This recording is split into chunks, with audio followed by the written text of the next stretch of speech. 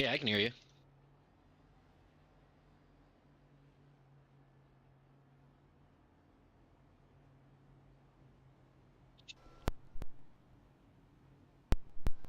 Check. Good evening, race fans. Welcome to Red Line Racing Network. Tonight in prime time, it's all about the stars in the high-flying octane racing action here, brought to you by the NOSSCAR Cup Series.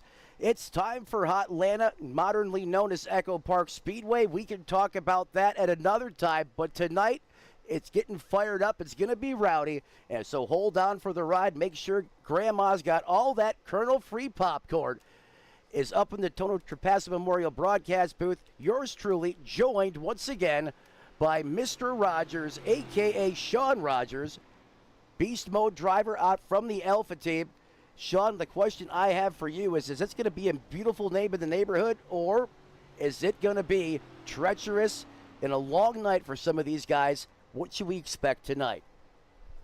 Well, that's just the nature of Atlanta. You know, they did the new reconfig. Now it's just a 1.5 mile long super speedway. So you're going to get all of the super speedway elements with the drafting and the pushing and all of that, which can lead to chaos. And something unique to this track versus other drafting tracks is that there's going to be some handling involved. If you're going too hard early in these runs, you're going to have some handling issues later, and that's tough to do when you're 2 wide or 3 wide with very minimal gas between the cars. So it'll be interesting to see how this plays out.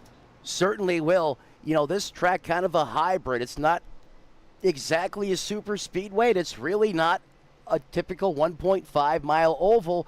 I think it falls into that hybrid category. And as this surface continues to wear, Sean, we've seen tire wear and handling become more and more of a factor, in the overall performance, or at least in the setup of this race car. We'll continue to see how this is going to affect this race tonight, as right now we have the cameras pointed at the 77 of Tyler Dohar. He started up near the front of this thing. However, just after a couple laps, he is going to restart in the rear with the gear. That's just how fast things can happen here in Atlanta, Sean. Yeah, and I happened to get a glimpse of that wreck. It sounded like he had some technical failures with his pedals, and he just kind of came down the track across John Osborne. Doesn't look like either of them hit anything, so both of them put some new Goodyear Eagles on those cars and ready to go at it again from the back, which this early is no problem at all. Speaking of that, it is time to get back to the business side of thing. Morris in the 94 machine. He's going to have the trigger, and he's going to let it fly. Oh, the outside lane did not go. Yellow flag is out. And right back to the yellow flag side of things once again. We just cannot seem to get going here. It looked like his car just didn't have an engine. I mean, that outside lane did not move at all, and there was some big-time contact up there. Is obviously everyone anticipating the restart, and the guy leading that outside lane, Sean, did not go. Going back and looking at it, I know you probably haven't had a chance to get back to it yet. It looks like that the third car in line just got a little antsy, and yeah, it could be due to the one car not going, but yeah, it was just kind of an accordion effect here. Go back now to the red line instant replay. Looks like we have Joseph Jerry Turner, Eric Cardison involved here. In getting back to last week, Sean, these are a couple names that we've seen come up, on the blotter report, or translation, drivers that were caught up in unfortunate events. This is not what some of these guys are looking for, especially early on in this race. Let's go back let's go back and see what transpired here just moments ago as we were trying to go back to the business side of things. This time's going to be at quarter speed. That outside lane, keep your eye on that Kubota-sponsored Chevrolet ZL1 Camaro as they enter the Geico restart zone. Let's go ahead and pick up the playback speed. Yeah, and I think you hit it right on the head. I missed it the first time. I just seen the contact from the 57, but yeah, it definitely looks like that one car does not take off, and it causes a stack up, and all chaos seems to have ensued. If you want to generate a stack up, have that type of an incident somewhere inside the top 10. If you want to guarantee mayhem, have the point guy do it, and that's exactly what happened there. So We're going to have to re-rack them, restack them, and do this one more time, as the late, great Tony Trapasso used to say, as we go back to the live side of things. You know, Sean, clearly you can see that the tensions are high. It's still early in the season. Some of these guys not having, you know, the start that they were looking for. And a lot of times when you have that experience, naturally you want to be more aggressive, right? You want to make sure you're doing everything to maximize the performance on the racetrack. And sometimes you can get a little too carried away with it, and then you're right back to having problems out there on the racetrack. These guys just need to get settled in. It's a long race, plenty of laps left in this thing. Time to just take the green flag, get some laps under your belt, and then let the race come to you. We certainly don't want to see this race continue under yellow flag conditions like this, as we're barely just a couple laps into this thing and already second caution for incident on the evening. Yeah, and that's unfortunately that's the nature of these super speedways. You can have a lot of cautions real quick, but then, like you alluded to, we just got to get settled in. You know, they'll eventually probably get single file, start clicking off laps, and then you know, the next phase would be the green flag stop. So if we can get to there, that's when we'll really see the, you know, where you're going to be able to pick up or lose positions. You're absolutely right. Couldn't agree with you more. 32 cars took the initial green flag. Excuse me, 33. One car still remains off track, and that is Joseph Darmafal in that 9 ride. He is still in the pits. The other 32 cars, all large and in charge here. Much like that last restart, Samuel Morris is going to be your point man. Newcomer on the outside lane this time is going to be James Hadaway in that 17 machine.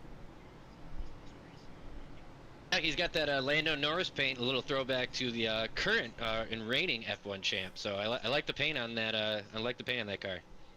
Sean, great call there on the paint scheme. I wasn't quite sure what it was, and then the minute you said it, the light bulb clicked. It went off, and let's see if, you know what, sometimes when you take on the colors of other greats and other forms or other disciplines in racing, you have yourself a great night out there on the racetrack. Let's see if that translates for the 17 here, as those lights are out once again on the pace car.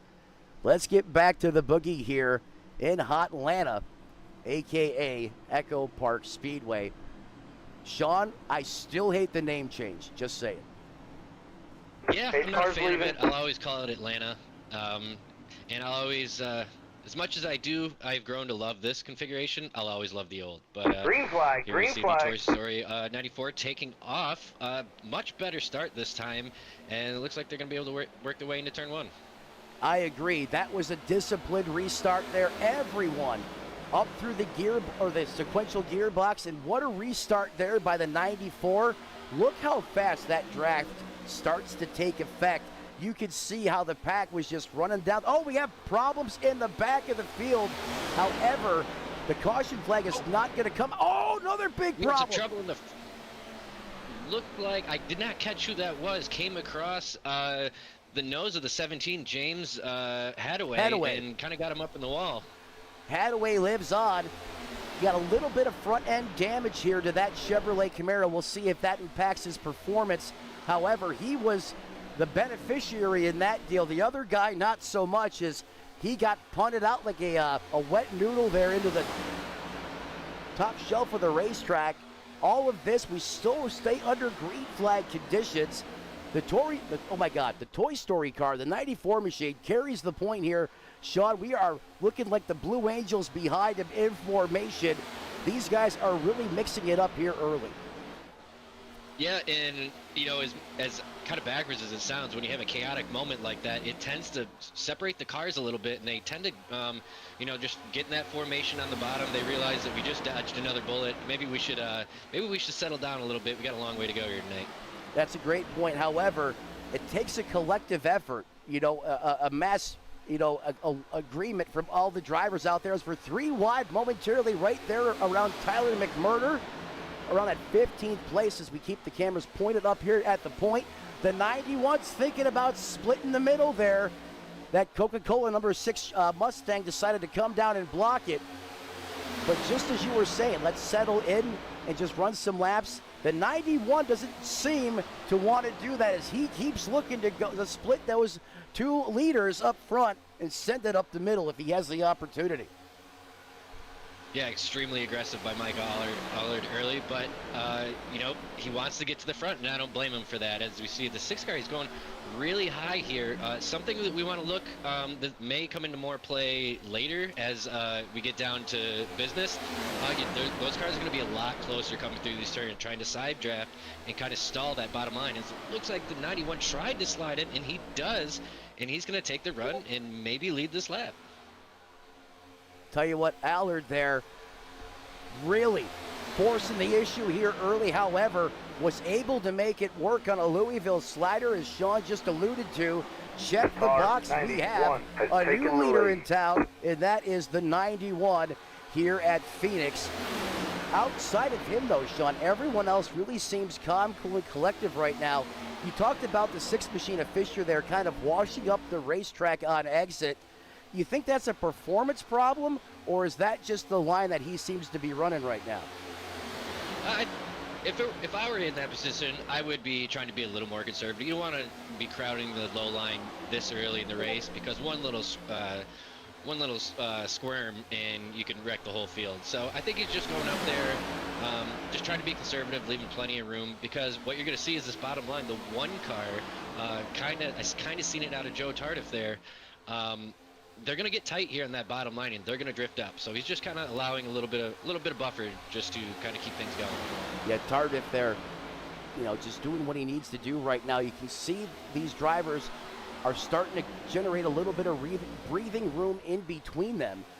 That obviously is going to reduce the speeds, but it's also, you know, allow these drivers more time to react should there be an incident or trouble on the racetrack.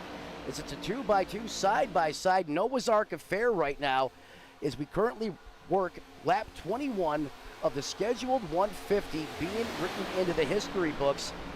Before we have another incident on the racetrack, Sean, we're going to go ahead and crank it up here at EchoPark for the first time. So, folks, grab that volume dial at home, crank it up to 1,000 with us here on Redline. Sean, what do you say? Let's do this. Absolutely.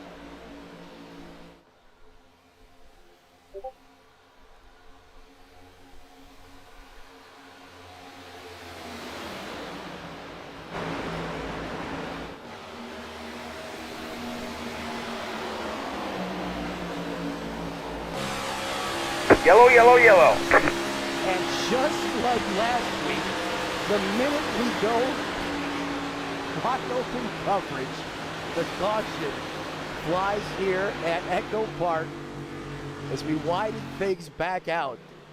Sean, I'm telling you, the more you do this, the broadcaster's curse is as real as it gets, man. Yeah, I thought I caused it. Caused it last week. I forget who we were on, and I had mentioned it, and it popped in my head about the broadcaster's curse, and I was like, "There's no way. I'm a part-time broadcaster. I hardly count." But nope, it applied to me as well. So yes, sir. It just happens that way. Sometimes that's just how the cookie crumbles.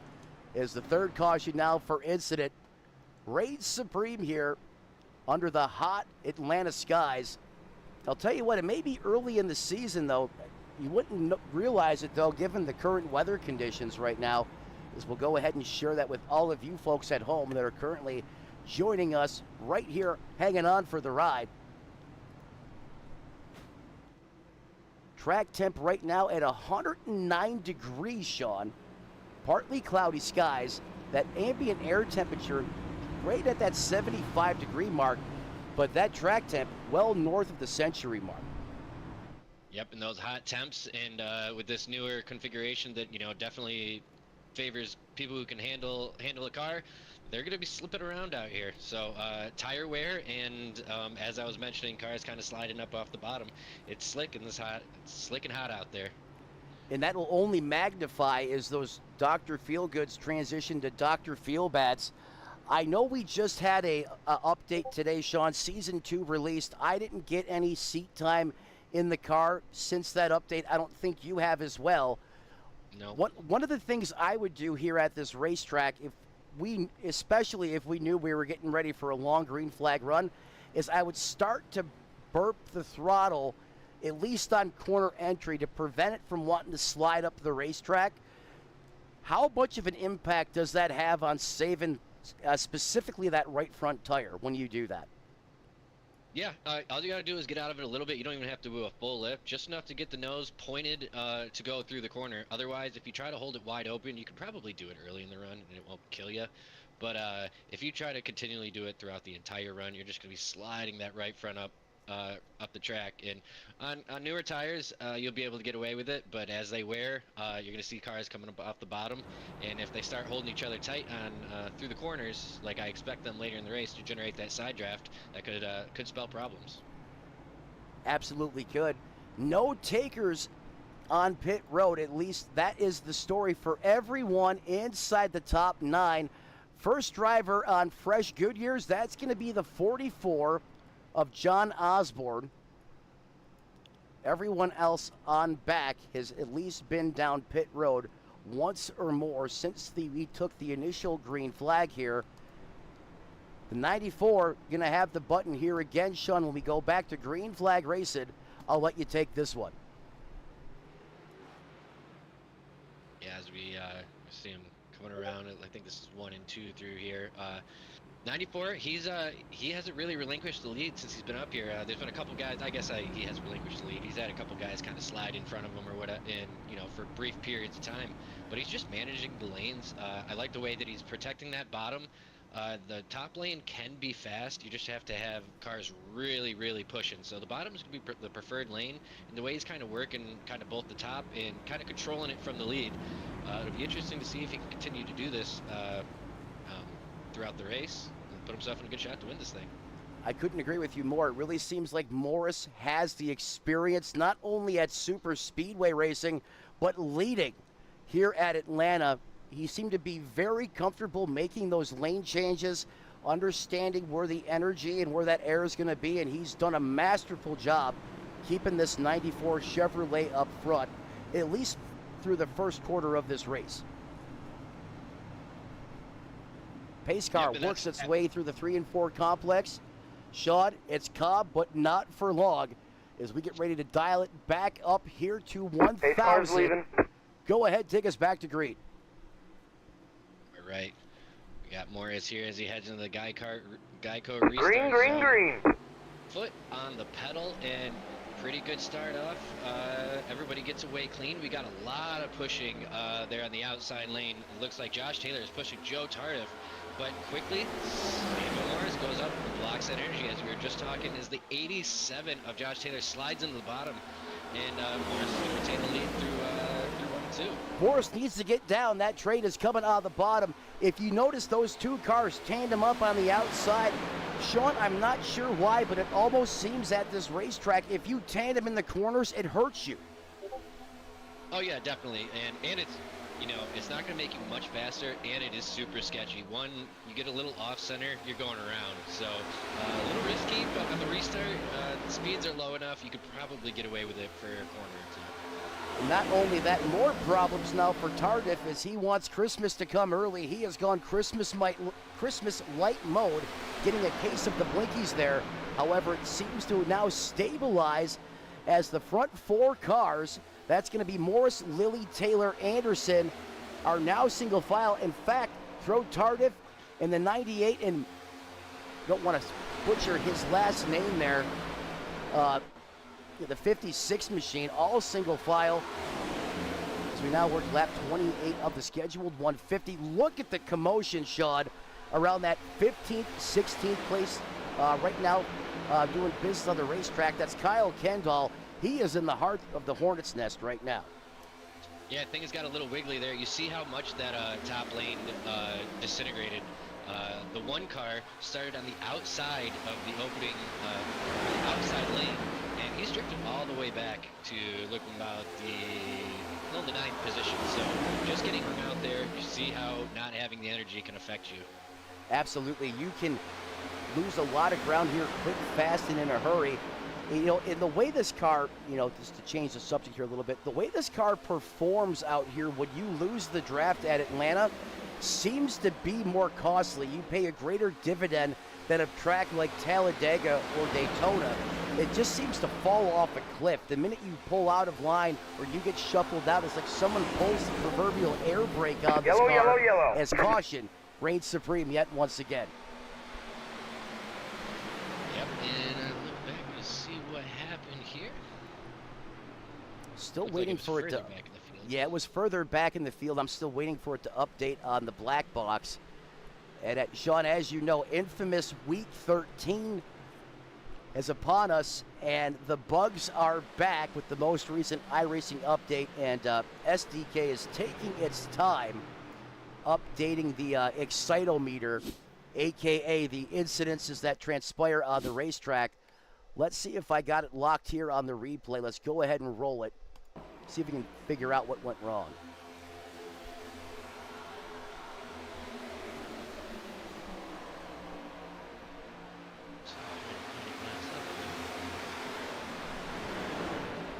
Yeah, I have not found it yet.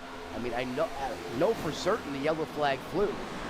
I'm just not seeing what caused it. There was a bunch of cars that went off of the racetrack there, but that was after the yellow flag came out. That was just obviously to avoid making contact or the famed ARCA braking. But I cannot see why the caution was thrown there. No, I wonder if there's maybe a second pack. I know it looked like that front pack was a little thin considering the car count we have. So I don't know if maybe there's a second pack back there mixing it up that maybe we didn't catch. So yeah, that's interesting. Well, let's take a look at this again. We'll go back to the yellow flag. And now let's go VHS mode here, and we'll back this up a little bit further. We'll wind the tape back, an additional 2 laps. And I'm still not seeing anything. I mean, I'm back here all the way in 30th position. All looks well as I climb towards the front of this piece. There, 22nd. I mean, everything looks good right now. 18th on back is in the pits at this point in time. But everything looks like a normal day at the office here. I'm not quite sure why the caution came out there. It was one of those early 2000s debris cautions. We just couldn't pick it up. So yeah, good on the race control for catching that. Wouldn't want cutting a tire at these speeds. So good work. Yeah, I'm getting a report that the Swedish chef may have thrown a rubber chicken out on the racetrack. Yeah, he'll have that every now and again. That happens. Just ask Thomas Michael Geyer. He's had plenty of encounters with him over the years. Want to take a moment to thank all of you. We'll come back to that, Sean. Want to take a moment to thank all of you guys for tuning in.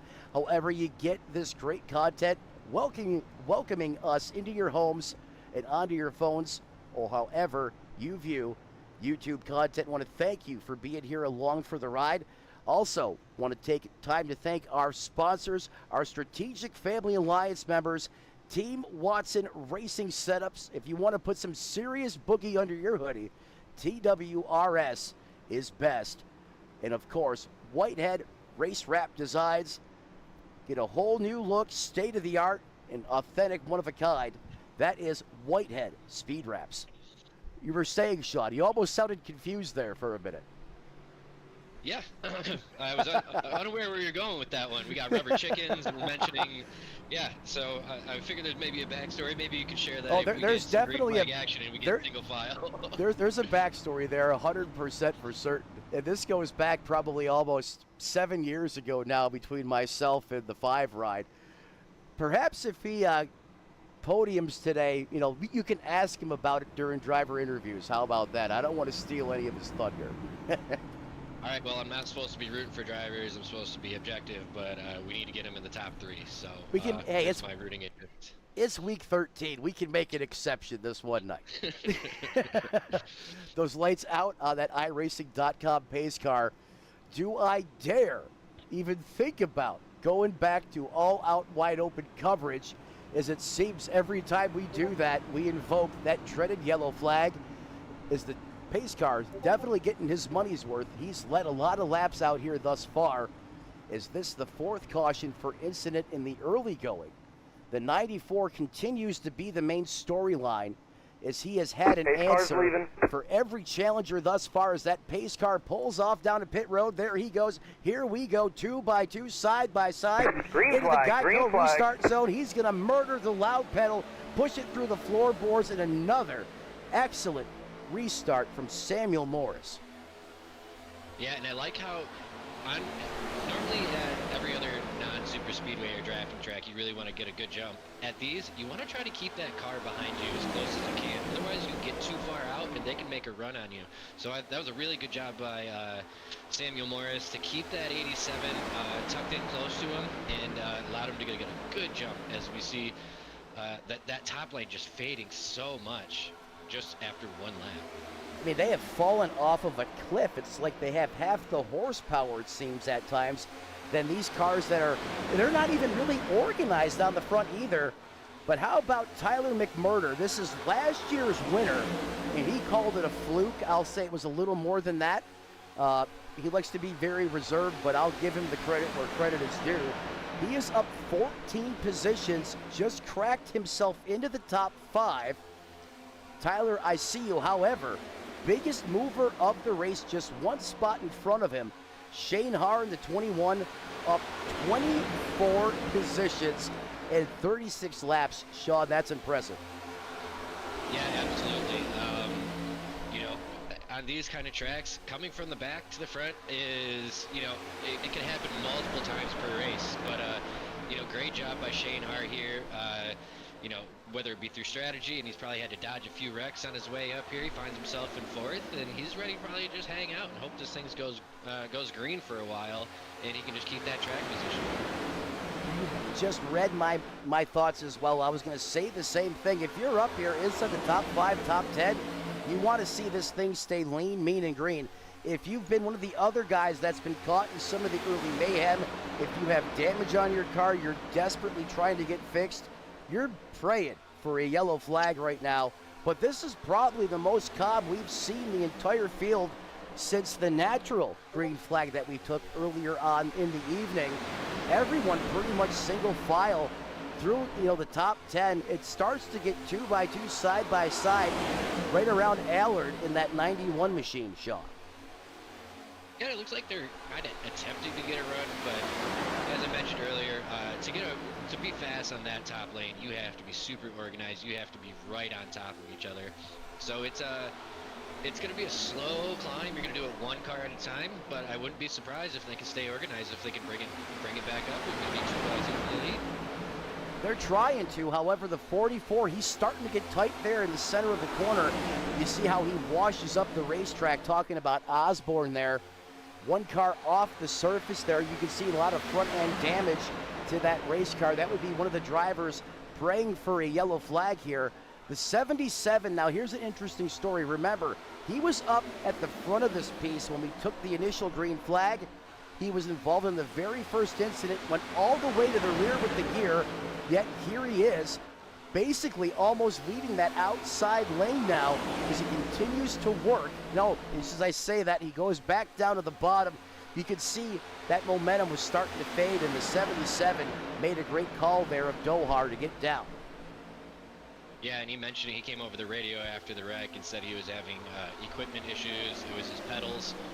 As I've had some equipment issues as of late, and there's nothing worse than when you have that and it gets you in a wreck. And now, even being back on the track, he does not trust his equipment, and that is also the worst feeling. So it looks like he's just trying to be conservative, stay in the back. You don't want to have your the pedals disconnect or whatever kind of issue he had happen again and take out a bunch of contending drivers. Speaking of contending drivers, that outside lane, they have a trio of cars up there, and they were starting to make some hay. But just as you said earlier in this broadcast, Sean, you have to be perfect. The minute you're anything but, you drop like a rock. It's just insane how quickly those cars lost, how all the momentum that they gained.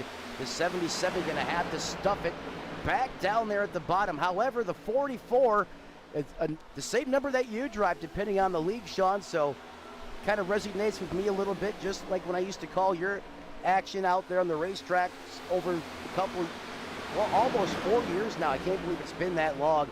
But let's see if that 44 has any Mr. Car Rogers magic in 87 it. has taken the lead. New change at the helm. We have a new leader, Josh Taylor, in the 87 now, inherits the lead. And how about that 28 Texaco Haviland machine? Throwback to Davey Allison. And I'd say they nailed it on that paint scheme, Sean. Yeah, absolutely. You're probably dating yourself calling it Davey Allison. That's kind of a Ricky Red card to me, but I'll let you have have the Davey. And what's interesting, I didn't see what happened with Sammy Morris. Have been controlling this entire race, and it looks like he either got shuffled out or maybe voluntarily jumped out of line. I didn't happen to catch it, but yeah, he lost his lost lead. So it'll be interesting to see if he can turn it around and bring it back up. You know, not that I'm so much dating myself, but if you want to get technical, so that 28 paint scheme made famous by Robert Yates Racing, no longer in existence today, but some of the famous names to drive that scheme.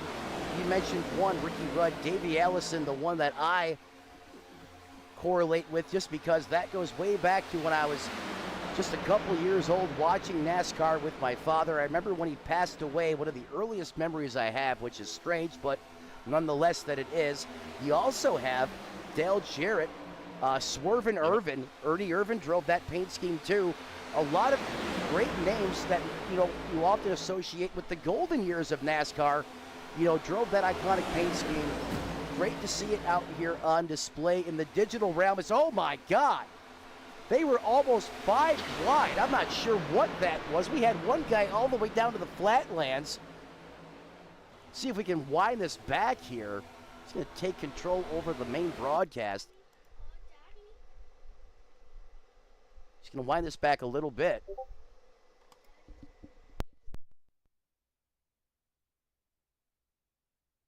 Car 94 has Sorry taken the about lead. that, folks. I had to be dad there for a minute as duty called, but I am back with you. I do apologize for that.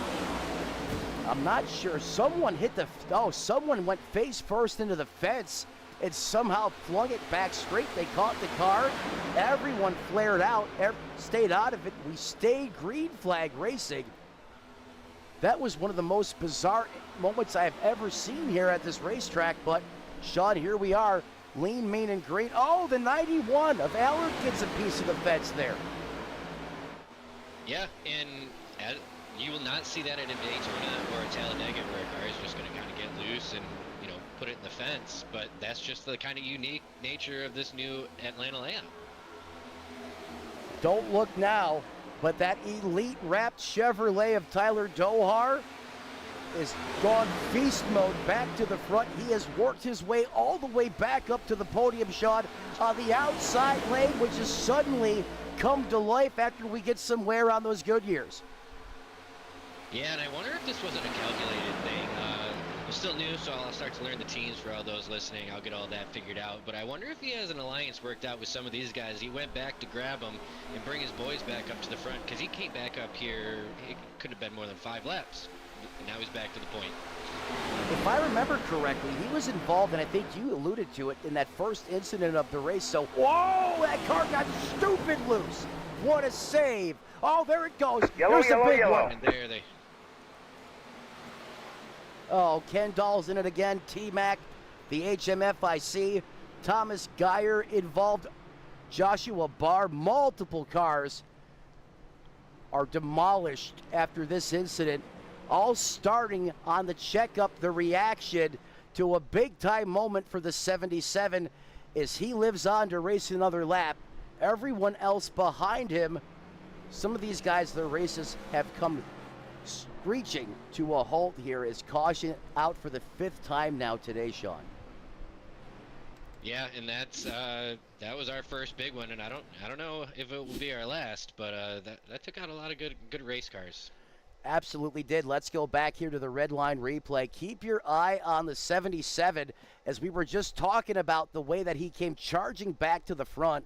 Watch the way this car just goes stupid on him. And what I mean by stupid, there's no, inside the cockpit, there's no indication you're about to have sudden performance problems that are going to immediately deploy the code brown alarm inside the race car. Take a look at this, folks, at full speed. You see him working there into the corner. He's going to wash up the racetrack just a little bit. Now watch as that 42 starts to push some air back out. That back of that car is just going to step out. He saved it once, and then the same lap coming off of turns 1 and 2. It said not today, and we have the big one set off here at Atlanta. I almost said Talladega because it felt like Talladega with that one. Yeah, and it looked like almost like the 87. There was a lap car there on the bottom lane. The 87 kind of jerked up a little bit, and I wonder if the 70s.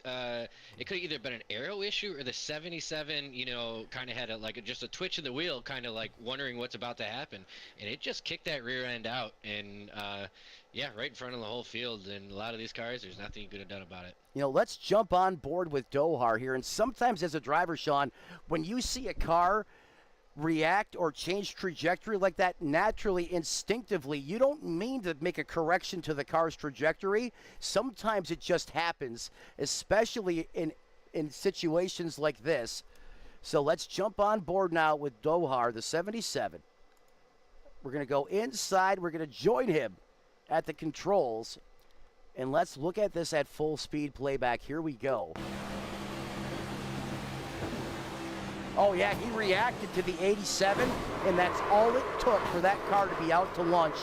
That lit the fuse, and the bomb went off big time as he walks it down, and he comes to a halt facing the wrong way on the apron.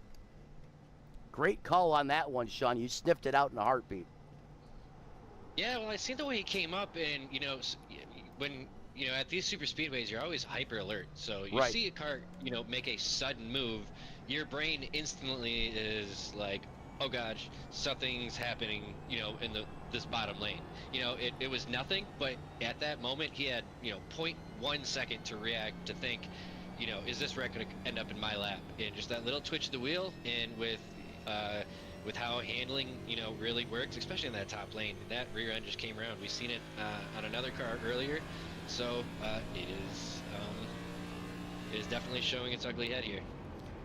Unfortunately, that is the case right now, as yet we have another yellow flag incident. Our biggest one on the evening thus far.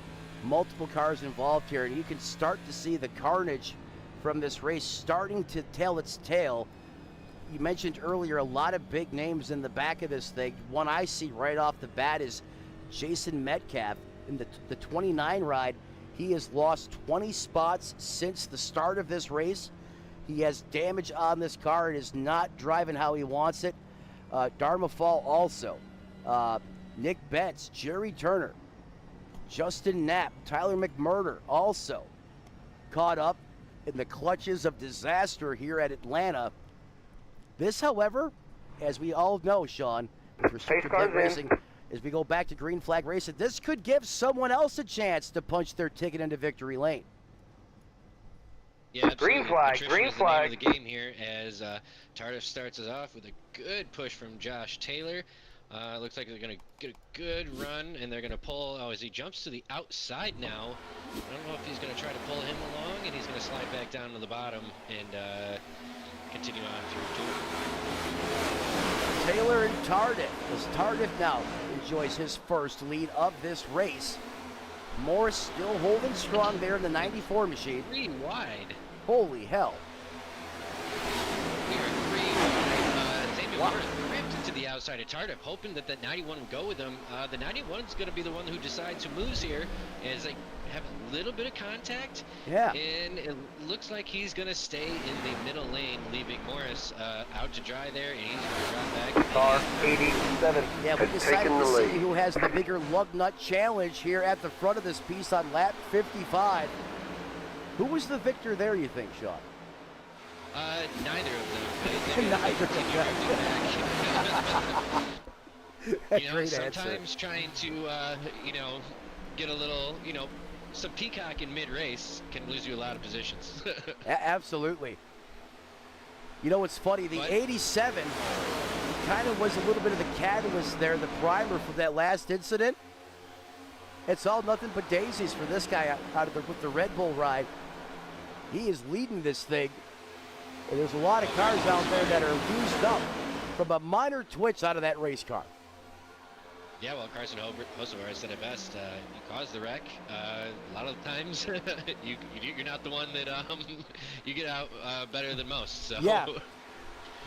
Obviously, that made him famous because Cletus McFarland brought that to the limelight. But Hocevar is absolutely right. A lot of times when you initiate it, you live on. Others are the ones that pay the price. The only time it doesn't apply is if you wreck yourself. Yes. Before you check yourself, if I'm quoting McFarland correctly there. Taylor's getting up to a pretty nice lead here. Great pushing going on there from that 21 Toyota. TRD is furthest forward it's been since it dropped the green flag, as it's all bow tie action here at the front. In fact, Carr is in the Chevrolet sandwich right now. Then you have another fellow TRD car there in that fourth place position. Allard, who was leading just moments ago, slides back to fifth. Look at Metcalf. Up to how did that? That's the other Metcalf. Okay, now it makes sense. The 92 is in this thing. I was like, wait a minute, how did this happen? And look who's back there in 8th place, Sean. Morris, he's getting back there in the dirty air really for the first time this race. We know that 94 is fast out front. Let's see how he does when Haney becomes more of a factor. It looked like John Osborne. He's seen that 94 Morris was coming behind him, and he tried to jump in front of him, which is a good move. That's a good way to get to the front. He seems to know the path. Yeah, he does. I mean, he has no problem. I mean, just sipping it out in front of you either, because he knows with. Oh, there was almost another big-time incident. The 94 got a little more up close and personal than he bargained for with the 92, and he got that car out of harm's way at the last second possible. Yeah, well, I mentioned it earlier. Early in the race, they were trying to keep a distance. Now you see them trying to use that side draft. They're going to get closer and closer, and it doesn't even have to be to turns for a disaster. You could just be side drafting and just one slight tap, and at the wrong place, you can send them right hook them into the wall, and we got another big wreck. Yeah, and we've seen already, these cars are already on the limit of mechanical grip. Getting back again to that last incident, just a little bit more of a steering wheel input was all it took for the 77 to be the master of everyone's iRacing disaster. However, he did have a fast repair, and he now currently runs back in that 9th place position. When I say back in that 9th, I thought we were going to say 21st, 23rd. However, he's back up to 9th already, so clearly Dohar knows how to get around this place too. Yeah, absolutely. And I did not know that this league had a fast repair. That makes a lot of sense, because I've seen a lot of the cars that were in that last wreck that looked like they could have had some pretty big damage. Looking great. I'm like, oh, was that just like a 50-minute or 50-second repair? So that is good to know for future use. I apologize. I was really confused. I thought those cars were going to be banged up. I thought we talked about that last week, but I may have missed that, so I apologize. Yes, these guys do have one joker in their back pocket. However, Sean, a lot of these. Wow! Morris. What a save! Oh no! And they don't save it for long. And they don't Ouch. save it for long. You want to talk about a Three Stooges disaster? That looked like something out of the show from the 1940s and 50s. The delay on that was just insane. I thought they had it fixed, and then it wasn't. Let's go back to the replay on this one. Sean, a lot of those cars, I mean, they took full frontal keg stands to that outside wall. I mean, the back of their car was getting more hang time than the X Games. Yeah, there was no minor contacts in that. These were all really hard hits. Yeah, that was the School of Hard Knocks meets NASCAR. There you go. Let's go back to the instant replay here and see exactly what transpired. And folks at home, this is going to be painful to watch, so brace yourself. Once again, it's some of the same names that keep popping up here. Morgan Lilly, I thought, was going to escape disaster tonight. He was driving a great race. Trouble finds him this time. Take a look at what happened here moments ago to bring out the yellow flag once again here under the lights in prime time. Yeah, looking back, it looks like Morris just pushed the 91 of Allard corner entry a little off center, and that's disaster every time. It looked like they almost had it together, and then they just start bouncing off each other, and eventually somebody spins, and then that was the end of everything. On board with Morgan Lilly here, looking out the nose cam, and it was instant carnage. He gets spun down the racetrack. He gets basically, oh my goodness, there's more cars just rifle into that outside retaining wall at a violent clip. Well, I tell you what, Sean, there's some guys that aren't recovering from this, especially with that fast repair being looked at or being used already. We're going to roll this back again and take a wider scope view at the carnage, because this was a lot that happened really quick here. Oh, it looks like the entire, pretty much from 5th or 6th on, had at least something to do with it. And then, there's like 2 wrecks happening. That's a track blocker. There's nothing you can do.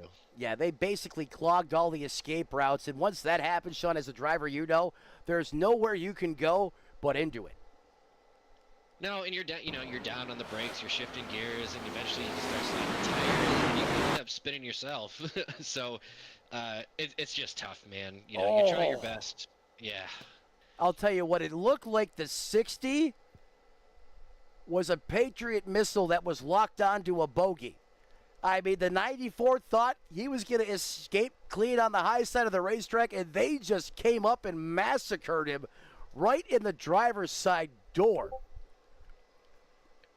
I don't know if you saw that, but it's worth taking a look at if you didn't see it. I mean, it is absolutely wild how these cars just changed course, and it's like, no, you're not getting away today, buddy. Watch this. Yeah, he probably was pretty clear. I would have. 91 just kind of he tried everything he could to save it, but he was just way too out of line or out of shape after that push, and I'm sure the 94 did not see the 60 until he was already there. Nope, that's for certain a full code Brown. Forget that code everything moment. As we now cycle back to the live side of things, folks, we have been commercial free since opening our coverage. We have to step aside, take care of a couple of our partners, pay some bills. We'll be back with all the high fly and high octane racing action. Stay right here on my other channel for week 13 only. We'll be back on Redline. Don't go anywhere.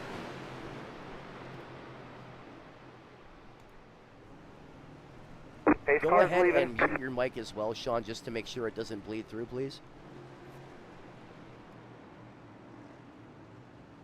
Green flag, green flag.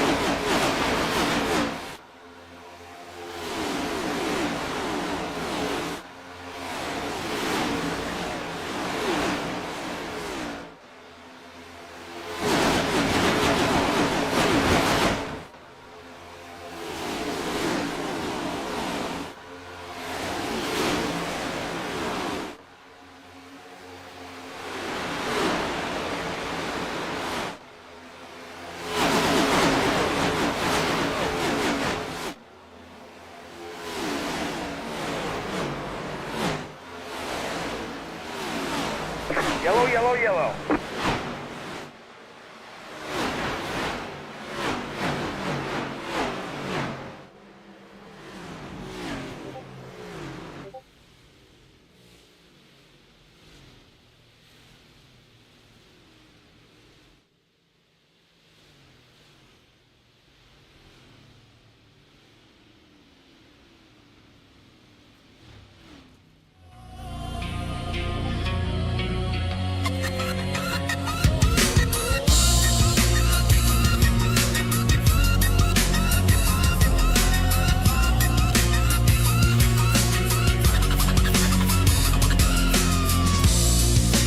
Just what I thought. You were there from the start, and my love is filled and drowned. Tell me that this isn't what it's all supposed to be about. Did you do it for the fame and all of the clout? Tell me, can we just make this all go away and do a turnaround? You fill my head with anger, out with my heart with all this doubt. This is my dream and I do it for the broken. That's what this is really all supposed to be. It's for the lost and found. And these nightmares in my head is where I truly drown. Motherfucker, tell me, why do we have to go round and round? Now you find me laid up and I won't make a sound. My whole world has just been turned upside down. Life is just a fucking night and all my tear I drown. No sound, maybe I'll just numb it with one more round. Tell me why life is just so fucked and I'm not wearing my crown. I don't wanna cry no more, I can't make another sound. In these fears is why I live it. In these fears is why I live it. In these fears is why I live it. That's just tension, yeah. It compounds. Yeah. I write what I'm feeling and I get through it that way. Tell me, was it worth it? All that fucking grown women that play. Was this my biggest fuck up? My gravest mistake? Giving you the time and even the year. Fuck the time of day. Why did it have to go so sour? Why did you have to go and break? Now our love is fucked and it's all just misplaced. Now I'm left holding my face with my hands like I'm a big fucking disgrace. Tell me why I didn't see this coming back on our first date. Things have gotten so heavy and it's like this is where we are. What happened to all that good shit I wrote in and from the start? It was supposed to be me and you till death do us part. Life is just so fucked and I and all my tear I drown. No sound, maybe I'll just numb it with one more round. Tell me why life is just so fucked and I'm not wearing my crown. I don't wanna cry no more, I can't make another sound. In these fears is why I live. In these fears is why I live. In these fears is why I live, and that's just interest, yeah. It compounds.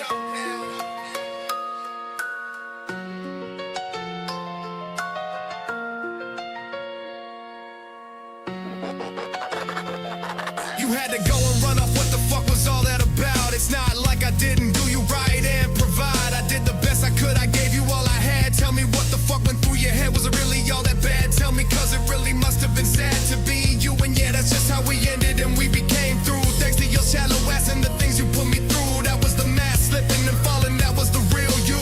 Tell me what else I was really supposed to do. I saw you having a future, I see nothing but me and you. Tell me why I couldn't last and why you did this, baby. You turned our love into lust and it was out of my control. You got me falling down a big dark hole. You got me feeling lost and losing my soul. I'm gonna find my way back though, I won't pay the toll. I'll get back to myself and I will fly like I'm a black crow. Now we're off and fade to black. Now I bleed for you, baby, and there's no coming back. I hope you enjoy my heart because it's still beating in your hands. Now you're the one missing and maybe that was my master plan. Life is just so fucked and I and all my tear I drown. No sound.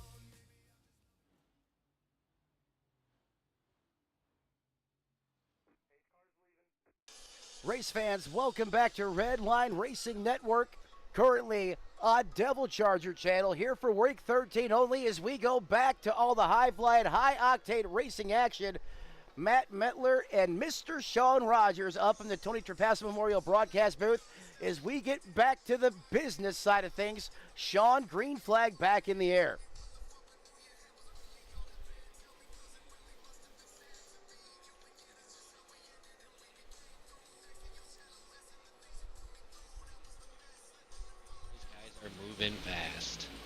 They are moving fast fast.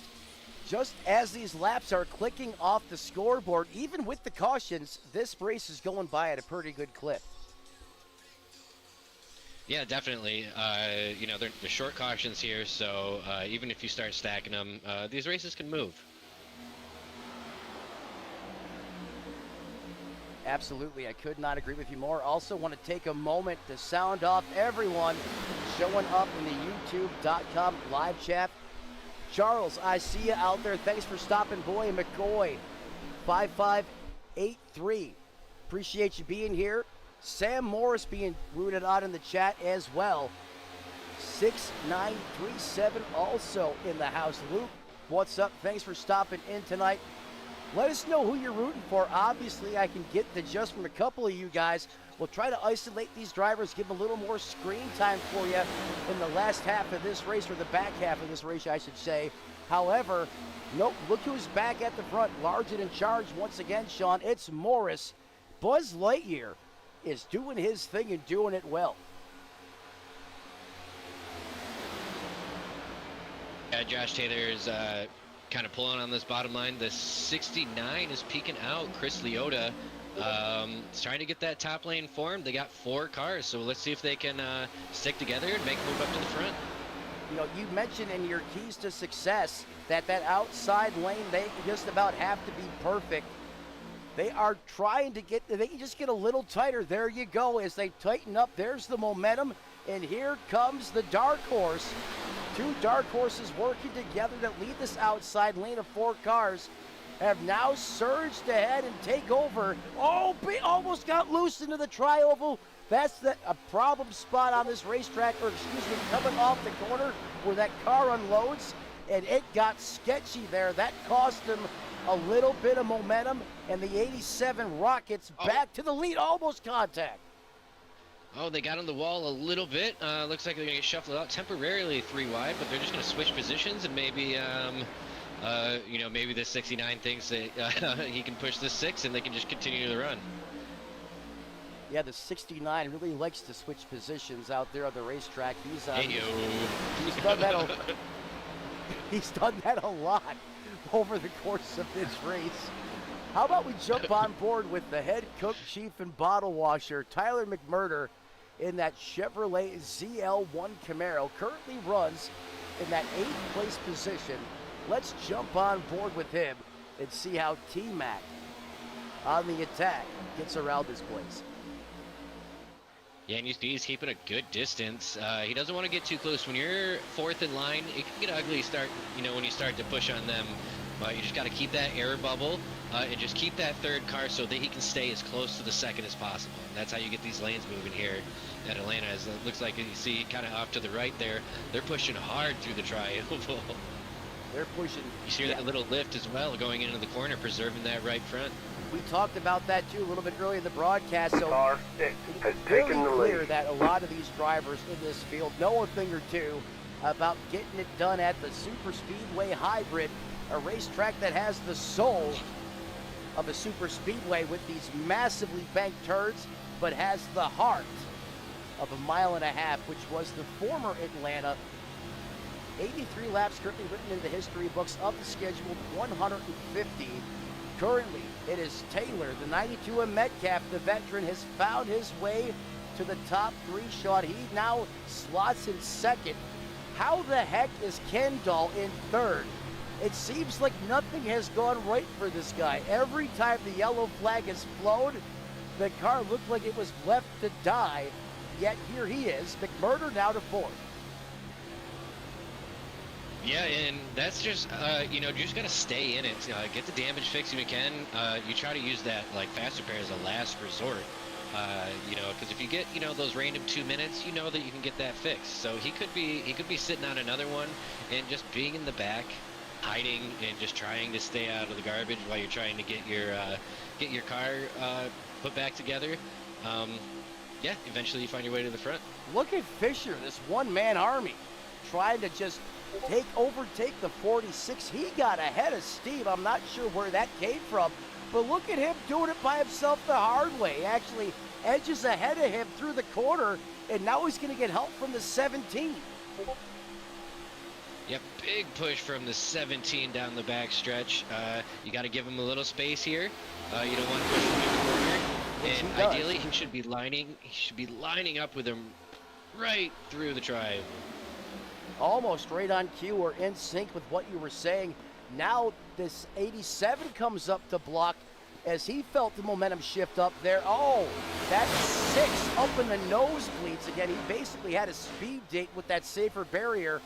He has been flirting with that line pretty much all race long. He seems to kind of have a different way of attacking this race on the top oh my God, the high side of the racetrack. But Sean, it seems to be working for him as he's still well inside the top 10. Yeah, he's got the speed up there. He's been working it all night. I've seen him push really well and get pushed well. There's again there. Car 92 has taken the lead. But he definitely knows how to make it work up there. It looks like it's getting slick. You know, we have the hot track temps.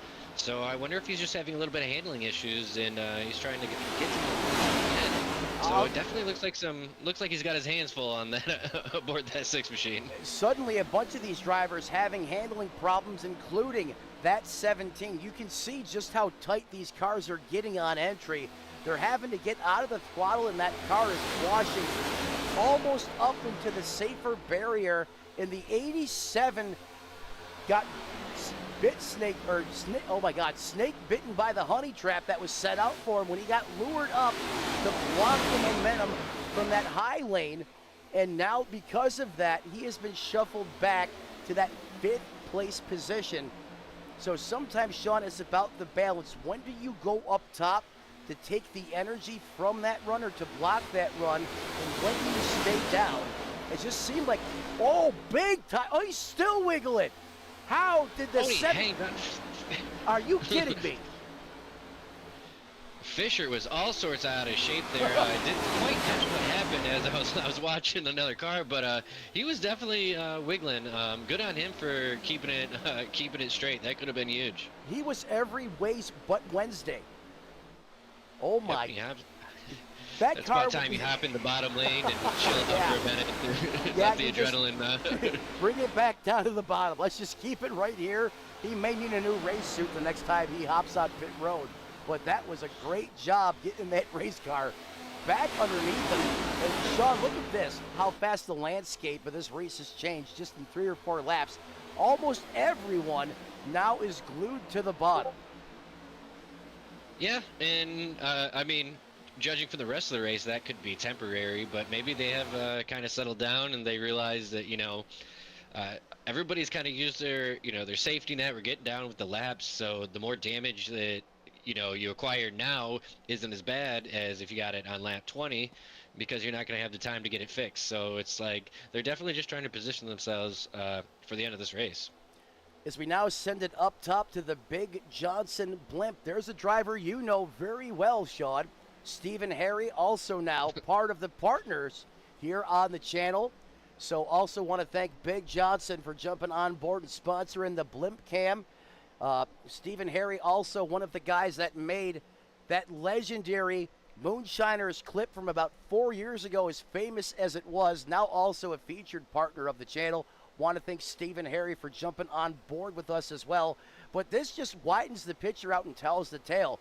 Everyone pretty much glued to that red line around this racetrack as we slowly are starting to approach lap 100. Currently writing 93 in the history books. Couple cars shift there to the outside lane, try to make some hay. But it seems like as you get later into this run, Sean, if you continue to run that top shelf of the racetrack or the middle lane up, it really puts a hurting on those tires. As we're 3 wide now. Yeah, we were 3 wide. Fisher, he tried to go up top, and he must be super tight because he keeps getting into the fence. I wonder if maybe he's got a little damage from just the repeated hits. But that's something to look out for. He's definitely having handling issues. He's probably rooting for a caution sometime soon. He might need to get that right front checked out, on the right front fender checked out, and maybe he could use a fresh set of good gears.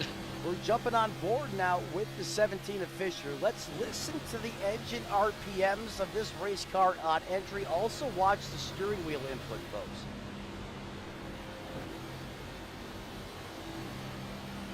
Oh yeah, he's definitely pedaling that race car. You can hear him get way out of the throttle there, Sean, and then gets back into it when it straightens back out.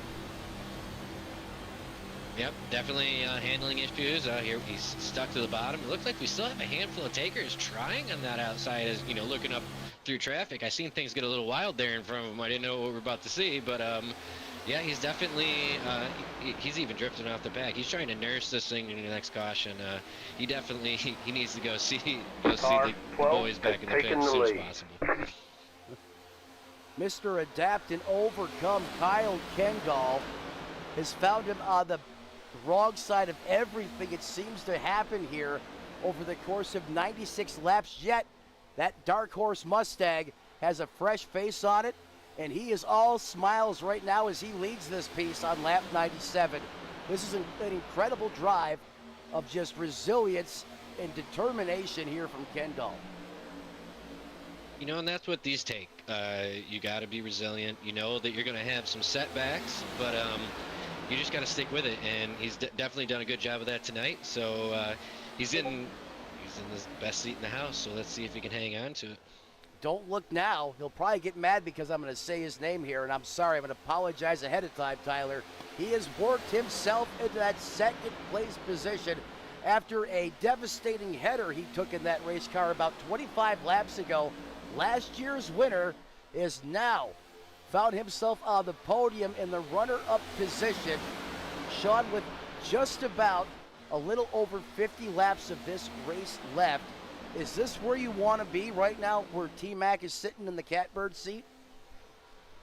Yeah, I'd be happy to be any car on the bottom line. It's still early. I know, 50 laps sounds like, that sense of urgency, but it's really not on one of these kind of tracks. If we stay green, there may be a pit stop involved. I'll have to look into that. I'll have to put my Larry Mack hat on and see what we're looking like there. But still a lot of race left, and with how much everything can change, nothing's, you're not even guaranteed second if you just hang out there. So a lot of race left to happen. You're just kind of hanging out. Well, I can tell you this. Travis Barnes in the 7, your biggest mover of the race, last down pit road on lap 51. I know for certain he's not going to have enough juice in the box to make it to the finish. Everyone else on the racetrack right now, inside the top 19 cars, last pit on lap 72. That tells me they're going to have to make one more pit stop to go the distance here before all is said and done. Yep, and that's when things will get interesting. And especially what is unique about this track is how we're going to be pitting off the backstretch going into 3, where you got to get down, bang through the gears. You're going to be in 3rd, kind of hanging the rear end out as fast as you can on the flat apron just to get into your pit box. And that thing comes up quick, and it's a 45-mile-an-hour pit road. And that's way slower than you think it is. So definitely something to consider if we can make it that far. This is one of the racetracks where pit practice or just doing repetitive pit stops under practice conditions or in a hosted session pays dividends.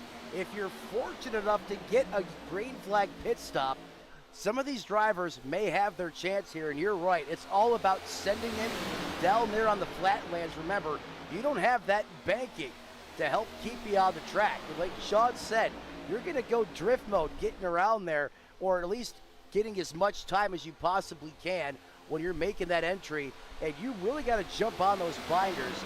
Only 45 miles an hour here compared to other super speedways, which is kind of funny because Talladega is 55, but Daytona is 60, Sean.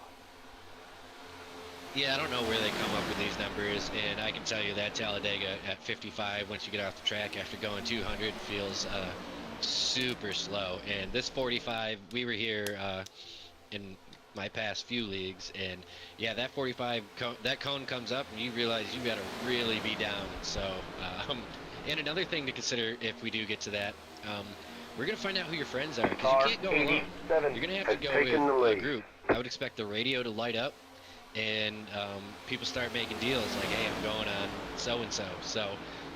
We got that to look forward to. Hopefully we can get there, because I'd love to see a little strategy in this. Well, I'll tell you what, the guy that's dishing out all the bowl That Red Bull car is back to the front. Taylor back to the point. And look who's all of a sudden found the performance in the race car again. The 17 has come back to life. He is now, I can't believe it, up to that third place position, trying to go for the lead now on the outside. Yeah, and he's getting good. Him and John Osborne in the 44, they're getting good runs, and he's getting a little air off the 87. It's almost like Josh Taylor is pulling him up. I wonder if he's trying to get him to slot in behind him, and that's exactly what he was doing. Yep, that's, you know, I'm going to say you're onto something there. Is also, those are Chevrolets working together, as you also see in real life, particularly on these super speedways. And God forbid you help another manufacturer, as we've seen in NASCAR recently.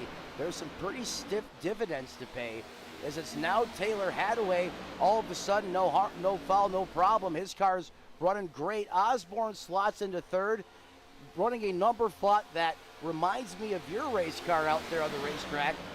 McMurder continues to impress in fifth, last year's winner. Then it's 2x2 side by side behind him. That's Barnes and Jenkins. And then single file again. So here we go again. We're evolving to a four-car pack, daring to test the outside of this racetrack and find their way to the point. Yeah, Josh Taylor takes up that outside lane, still in the lead. He is pulling along that that high line there, and with the we've got somebody in the wall up there. That looks like the what? No, that is not the one car. Similar paint. But anyway, Josh Taylor is pulling along that high side. Looks like they have the advantage. He could probably slide. I wouldn't try to slide in. They're just going to try to hang up there and see if we can't get a run going. Well, I'll tell you what, there's some big separation right now. The front three cars in that bottom lane. McMurder really needs to get it in gear and get up there to help, you know, the guys that are trying to lead this race, because that type of separation is not what you want. In the outside lane is kind of taking advantage of it, especially as they kind of really tighten up now. You can just see how the momentum changes, and the outside lane surges here into 3 and 4. Yeah, definitely. If you have big gaps like that, you're not really maximizing your speed. So even a three-car tandem that are working really close together can definitely pass a group with that big of a gap. Absolutely, and here we go. It's a side-by-side. John Force special here for the lead. The 87 up in the nosebleeds, and just at the right time, Taylor in the Mustang gives a speed boost to Hadaway and keeps him in the lead. I thought the 87 was going to have enough mojo to clear there. However, he didn't, as the 44 there, his dancing partner Osborne, kind of lost some ground, and that allowed the lead cars to continue to run the bottom lane here. In fact, they're taking a little bit of a leap forward now. They're going to shoot out ahead. It's kind of really going back and forth here. Whoever has the best, formation or the best, order as far as the lines go, as far as who's where, gets that advantage in the momentum department, and they surge ahead. Now that shifts back to the outside lane as you have three cars now lined back up, and here comes the 87 at Taylor right on cue. Yeah, and we have a ton of separation in the field here, which is not what I would expect from a drafting track like that. I wonder if we're... Handling's got to be coming into the picture. I would expect... I guess I've never driven the fixed setup around here, so I don't know how it would wear. But maybe they're trying to get linked up with people they know that they're going to be pitting with, and because where you pit from, if you guys can do it efficiently, doesn't really matter. Because you're going to get out and it's about the laps you run on the backside. So right. Maybe they're just getting linked up. But yeah, this is a pretty spread up field.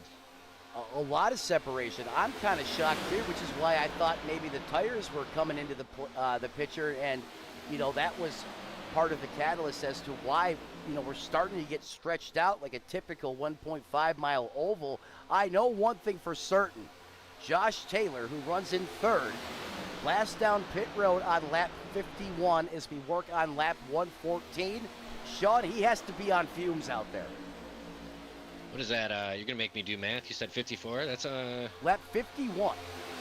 Lap 51? Okay. Yes. So we're approaching 75-ish laps. Correct.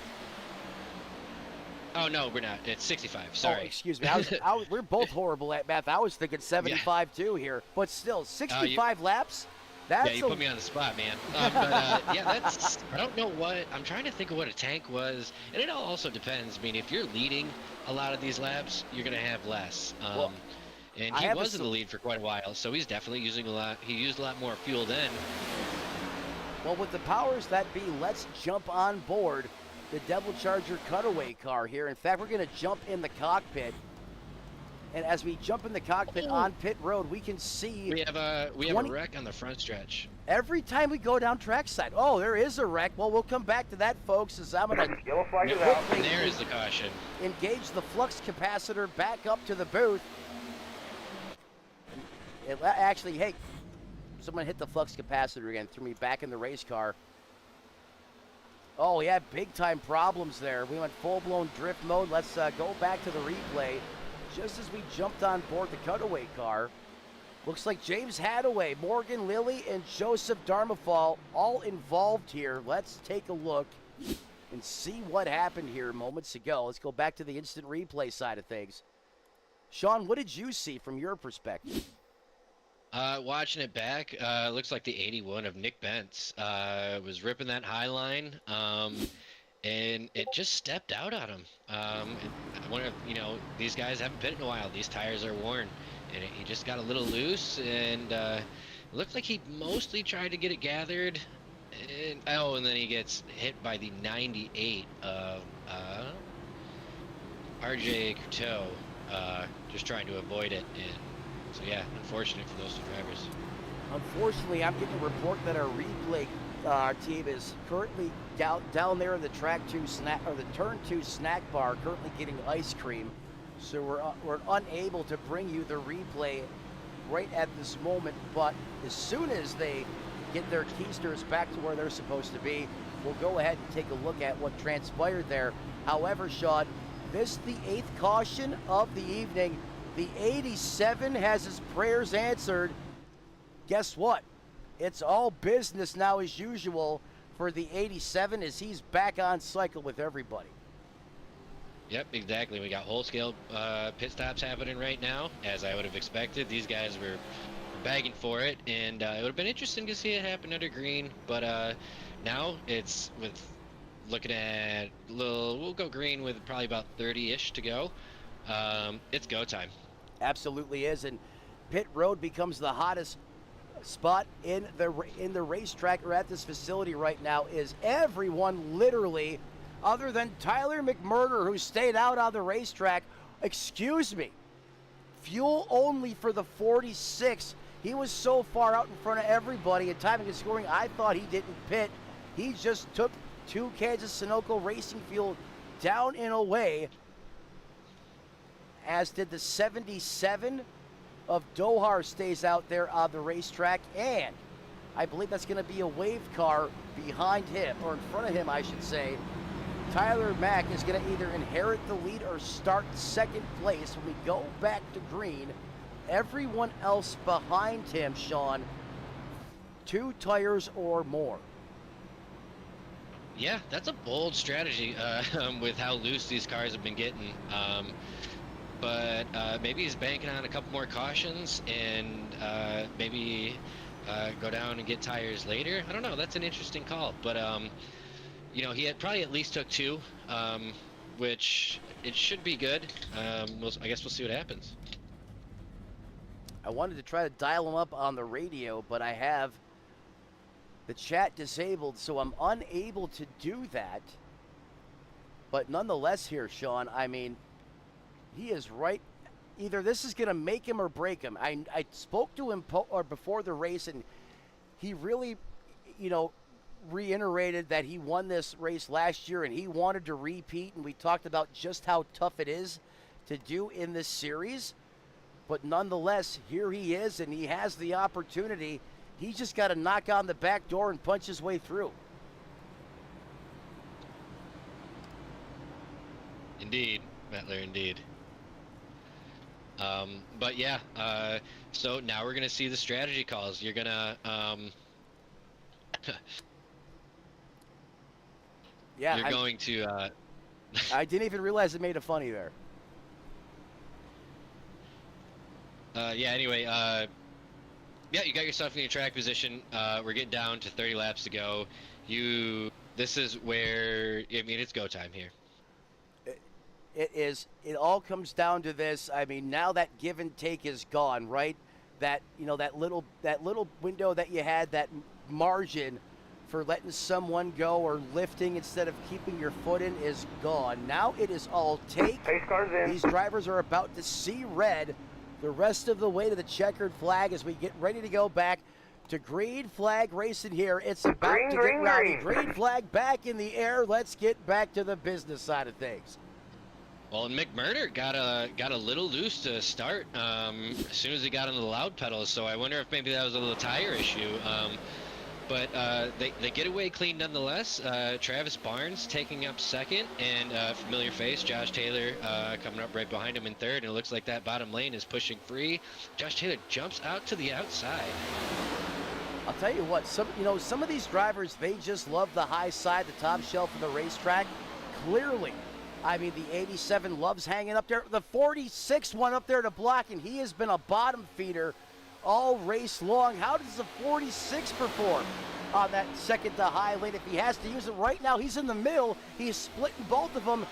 Comes back down to the bottom. That's a great call there by the 46, especially having those older shoes on that Camaro, Sean.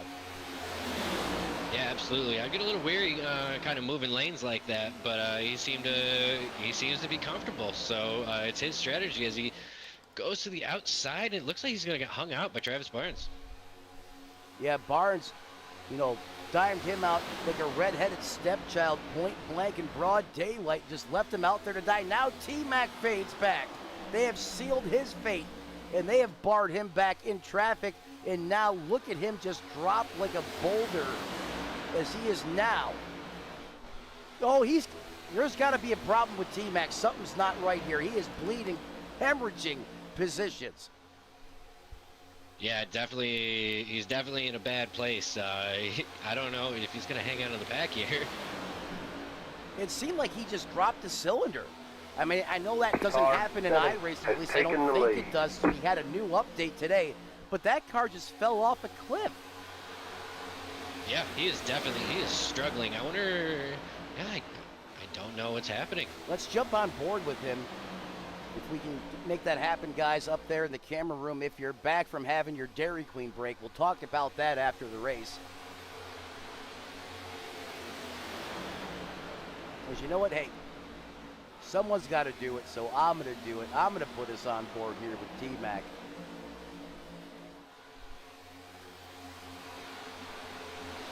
There we go. You're on board now with Tyler McMurder. I can hear him working the throttle a little bit, but it sounds like it's firing on all cylinders. Yeah, I mean, what? I'm trying to see. We got to see. Oh, we got a wreck. Oh, right in front of him, too. Right in front of him. Good. Oh, he's going to spin. He's going to get loose. Hold on to it, buddy. He hangs on to it. He hangs on to her. But, yeah, as soon as we try to go and, look at something in depth, we get a caution. It's our fault.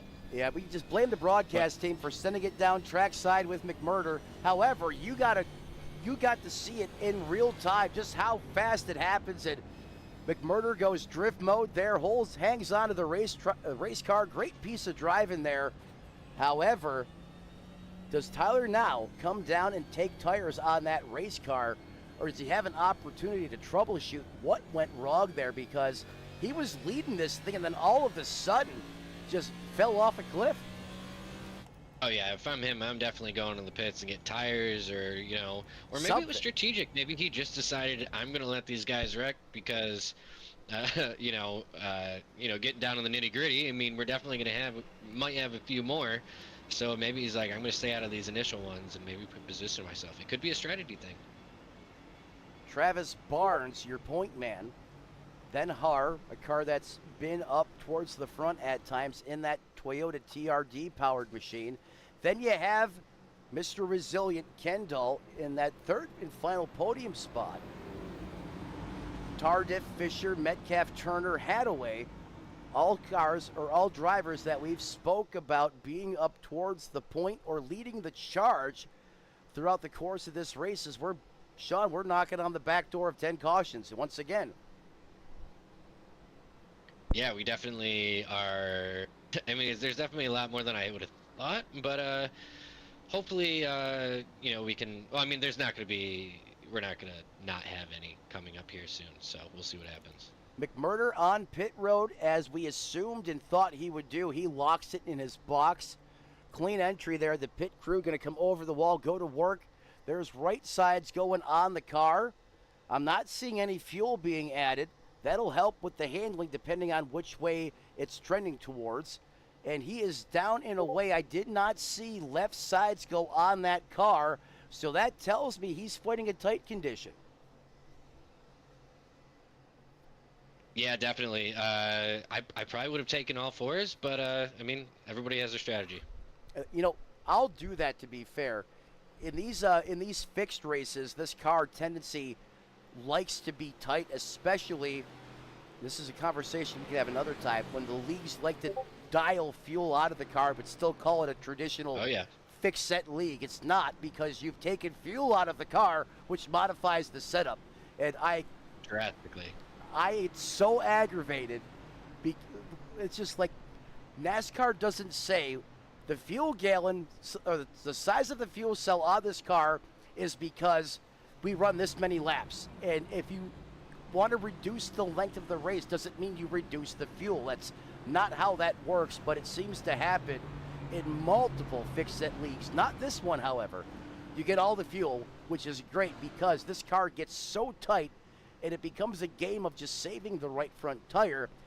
Where I was going with that is, in my opinion, he has a tight race car. That's why you put the two left side tires on it to help loosen this thing up.